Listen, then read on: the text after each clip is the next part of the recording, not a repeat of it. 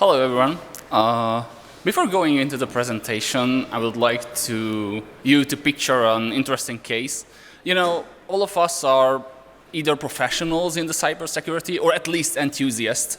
So let's get an MSI file which you either want to install or you got it for your profession to analyze. You have to check whether it's safe or not.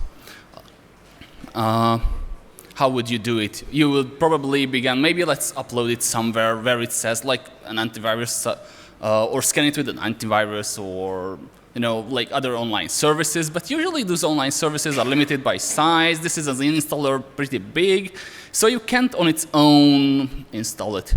Submit it. Well, it doesn't stop you. You're enthusiastic or a professional. Let's just unpack the installer and then just submit it one by one.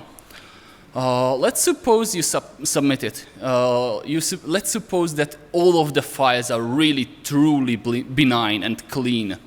But still, you have the chance, if you start that installer, you still have the chance that it infects your machine. Even if it's truly, really all the files inside are benign. So this is why we are here.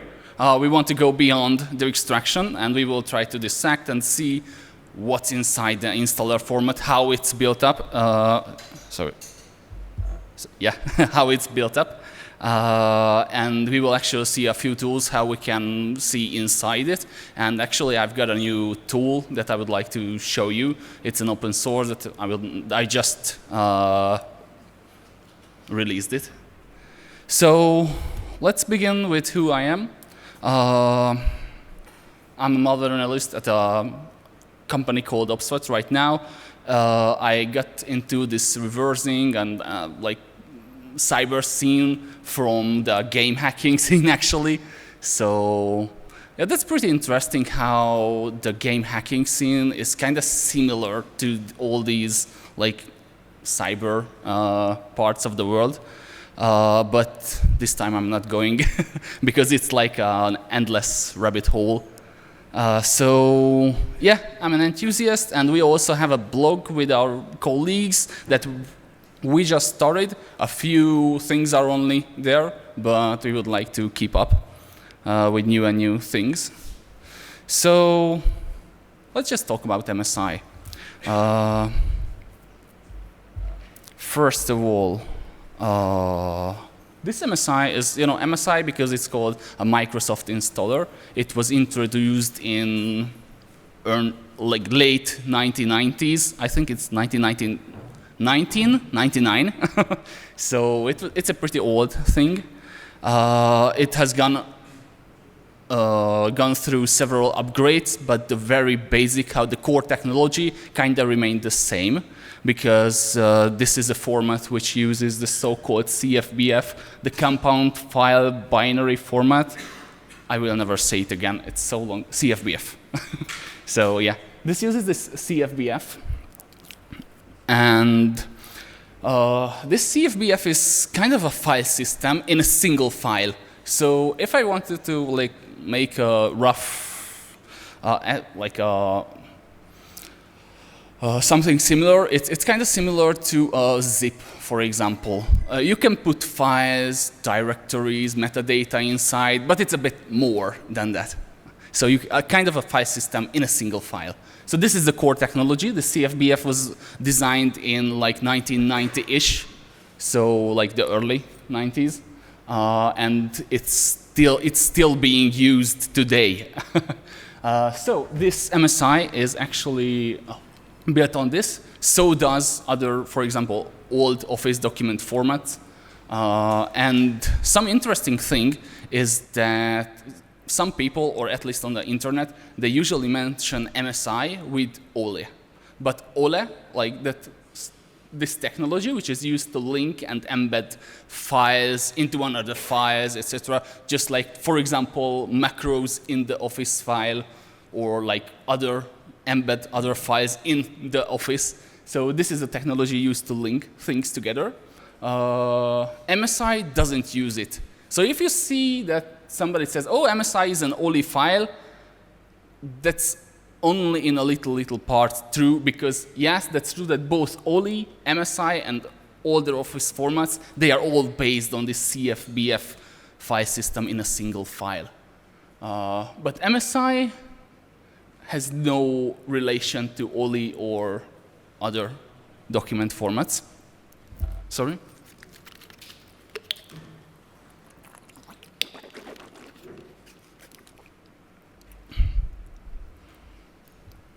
All right, so also what I haven't told you, that MSI is based on some kind of a database. It sounds pretty interesting at first if you haven't seen it, but literally you have tables, columns, rows, like everything that you would have in any other very simple databases. The whole installation is based on a simple database. There's no other things that control the flow, only the database itself. If we go one slide below, we can see another table, for example. This is the install execute sequence. Or if you go just one below, there's the install UI sequence. These are the entry points of an MSI file.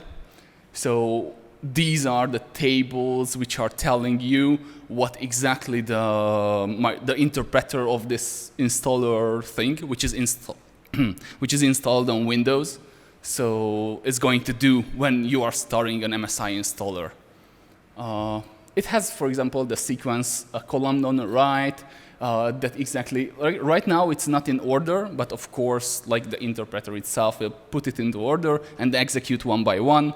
Whether it's a UI sequence, then it will begin with the UI entry point, else it will just go straight to the regular execute sequence. These are not that much interesting from a malware's point of view, but it's good to know that there are standard actions that you can see. So all the actions you can see on the left, on the actions column, are standard actions provided by the Microsoft. But if we go to the next slide, to the custom action table, that's something that now you can actually define. For example, with these custom actions, you can start new processes. You can load DLLs. You can start Visual Basic scripts, like without using any external things. It just has the capability to run any arbitrary Visual Basic script. We will have an example, hopefully, if we have time. If we don't want to, remember the case we started with, if we don't want to include malicious binaries in this installer to do the job, to the things like downloading a malware, or extracting a malware, or running the malware. If you don't have all these codes, if you don't want to put all these things inside your installer, then you will have to create a custom action. And also, you have to use a so-called lolbins. Does anyone heard before this term? Oh, nice, that's pretty much hands. But also for the others, let's tell that these are living off the land binaries. It's pretty old, but this means that you're actually using binaries which is provided by the operating system. So your operating system provides digitally signed Windows binaries to download things, to execute, copy, etc. Loads of things, even more advanced things are in there, but they are usually not intended to download. For example, there are certificate utils, all either below or other tools which can download binaries or anything from the internet. So it's some kind of an unintended use case that you can use it to execute, download, move, whatever in the operating system. There are many lists on the internet. Feel free to look it up. It's not the scope of this presentation. But then, so you can use these lolbins from your custom actions. to actually do like on-the-fly things. So you can, for example, at installation time, reach out to a server to download your malware and then use it to, maybe the executables are too often detected, so you can download your DLL and then use another load bin which can load the DLL and execute. So this is why these load bins are important. So now that you've got a little bit grip on this format and how they kind of operate, let's talk a little bit about tools, what we have. The de facto tool that we use for analyzing this file format is the Orca. This is an official Microsoft tool, so you can use it anytime, but it has its downsides. For example, it's great for viewing the table. It's great for a GUI solution. It's great for Windows-only solution, but you cannot use it on Linux. You cannot automate it. You cannot extract files, for example. If maybe the malware is really in a file, you cannot use this to extract it. So it has its use, but it's not a full thing. So I just tried to look for Orca alternatives, because at work I had to process in an automated way these MSI files. So I looked for Orca alternatives, but there are some, but actually there aren't, because all of them has its downsides. They are either not cross-platform, they are only GUI, they are, I don't know, inconsistent, unmaintained, etc. So that's why I started developing my own tool, because, well, if I can't find anything, then I have to do it. So first of all, I started with a command line tool. The command line only provided the core features, just like Orca, but a bit more. So you could, if you want, you can use that command line tool to extract all the, wait, let me just go back here. You can extract all the tables, all the elements inside. You can get some basic metadata that you can see. Okay, maybe you can't see here, but on the next slide we will have a demo as well. So you can do many things at the console level, and then I started, wait, why not build a GUI on it? So I just built a GUI on it using Python. So now, even if you don't want to mess around with console, then you can just have a quick few clicks, and then we can analyze a few malware. So this QR code leads to that link below if you are worried not to scan unknown QR codes. You can actually download. There are Linux, Windows, macOS builds. The full source is open. Both the command line and the GUI things are present there. And yeah, also it has a macOS build, but honestly I have never tried if that even works. But theoretically it could work. So if anyone has a feedback or tried it on macOS, I would like to receive that feedback. And then let's proceed to the demo time. Just give me a few seconds. Oh, of course, I didn't pre-record the demo because, well, we live once. Let's try this.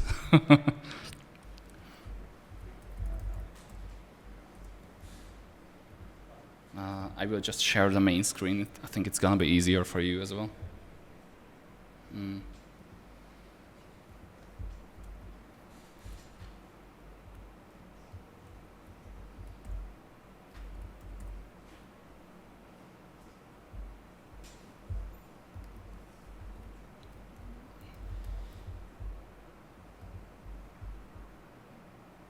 All right, so I just started the GUI, and let's drop in. Let's drop in the first malware we want to see. I think it's readable now. So we can get the basic metadata, we can get all the files inside, for example, we can check what kind of files are inside, but let's suppose that really none of the files inside are actually malicious, so we can go to the tables and check the previously mentioned custom action table, and here you will be able to see what kind of steps are made here, but one of the most interesting here, it's a type 4198. Actually it's not the correct type.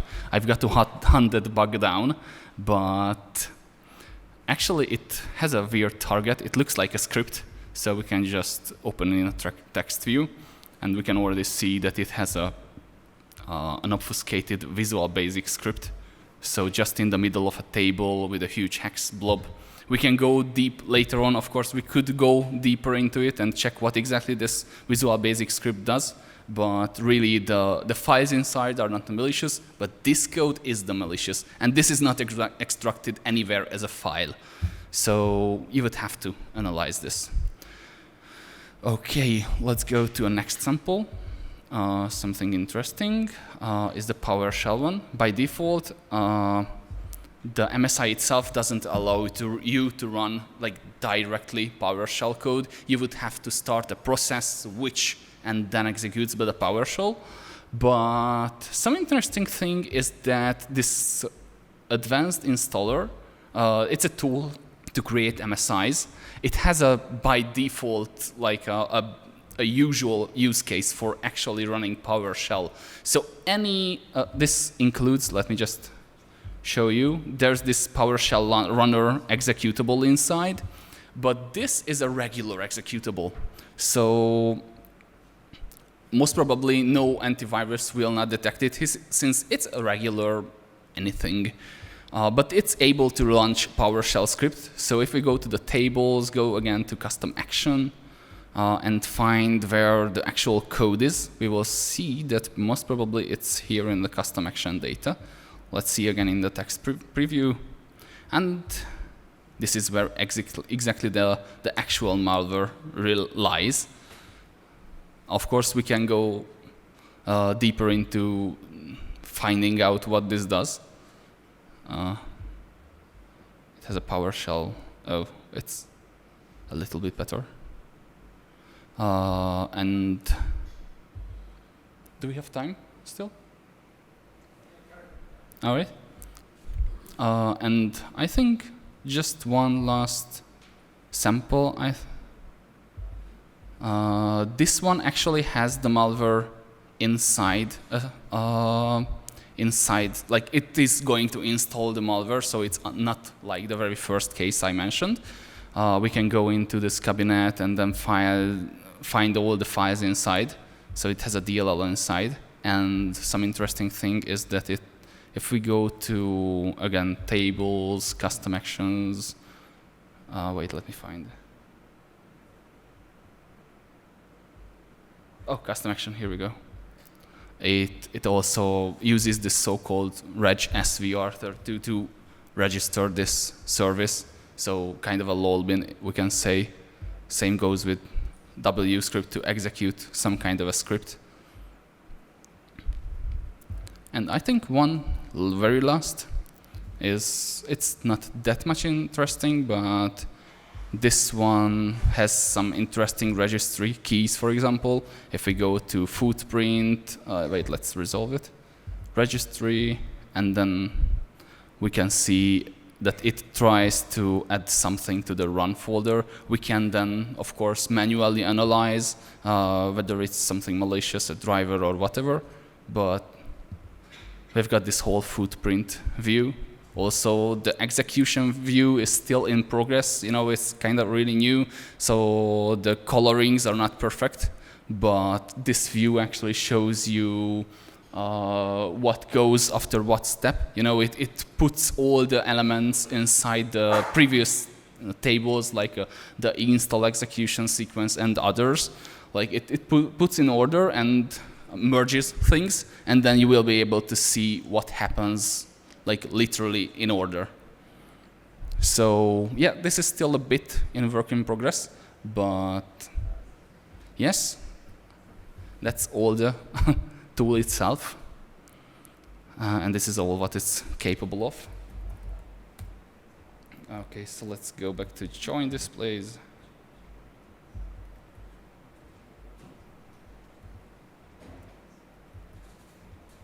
And to the very end, this is all the samples I brought.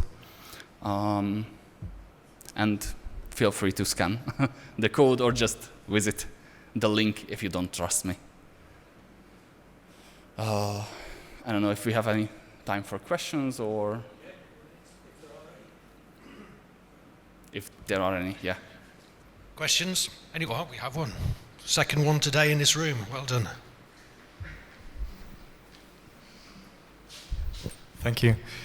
So you mentioned that for your work you had to automatically process these MSI files, and I guess you were looking for something malicious inside. So what were the markers that you were looking for? Like, how did you decide with the script that you wrote, like which one is malicious and which is not? Usually, wait, let me just go to the custom actions. Usually here's the custom action. I just look into the custom action table and then just see all right now the fourth column is actually a bit hidden, but I just look at the variables, the values I mentioned, I shown on the demo, like the scripts and so on. So the product actually that we are developing also has capabilities to emulate those scripts. So if I find any script, send it to emulation, find if it's malicious, and that's all. Also, of course, I use this tool to correlate which files that are installed, which are used during installation. It's also interesting, there are like different files. There are files which are installed, and there are files which are used during the installation. So an installer may even use a DLL during the installation, but it will not install it to the actual computer. So I use this command line to find these. Okay, thanks. Any more? Anybody? No. Well, of course, you can speak to Roland outside in the common areas and on the Discord channel on the website. So thanks very much, Roland. Cool, calm and collected. First presentation at B-Size, well done. Show your appreciation, please.